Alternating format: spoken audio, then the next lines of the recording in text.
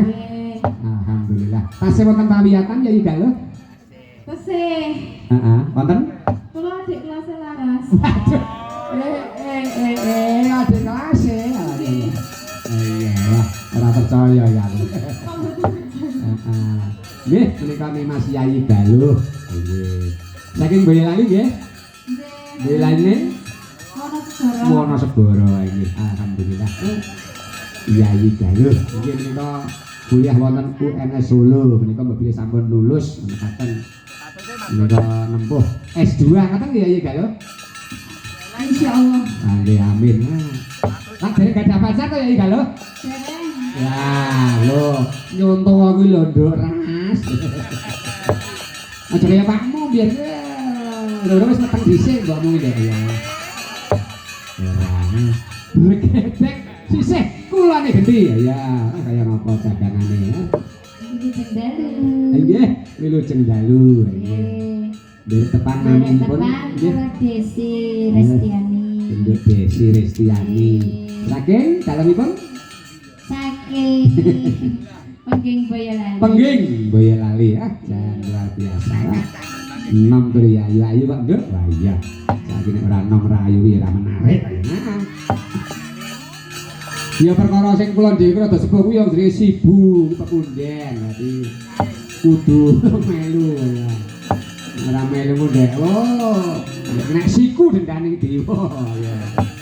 Iya, regetek sisih kulanipun gentas sinten naminipun. Iya. Niku ndak kenalanmu lho. Wala iya no beda penonton iki beda ya. Jalange bareng ya beda. Nek mau Mbah Gondoyono iki sapa dalam ya. Mau bapak ndek awan. Kula ketangaken kula nek gembredek Pak saking Solo Sumber Surakarta. Oh, nggih Mbak Uni Gembredek. Aduh iya. Mbak Uni gembredek saking Solo nggih. Sakmenika domisili wonten Ngemplak Boyolali. Status disamakan nggih? Status disamakan. Diakui kok. Oh, diakui lah disamakan nggih. Nah, nggih. Iku ana makan-makanan kula yo laporan. Lah.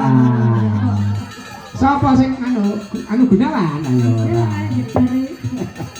Regetek kalian piyambak menika. Cepeng niki pun baute ya.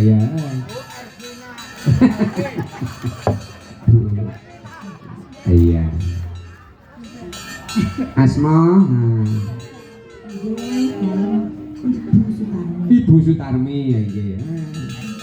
Saking Demboan nggih menika ibu kula. Menika awon tanpa menika ibu kula kang kelaraken kula mungkin Jiwaraga kang telotokaken kula nggih menika ibu Sutarmi. Kalian Bapak Gondoyono. Nadyanto sepuh tetep isih semangat sehat terus ngembani anak-anak terus. Ayo pengesune ya. Pengesune karo amplope ya. Iya.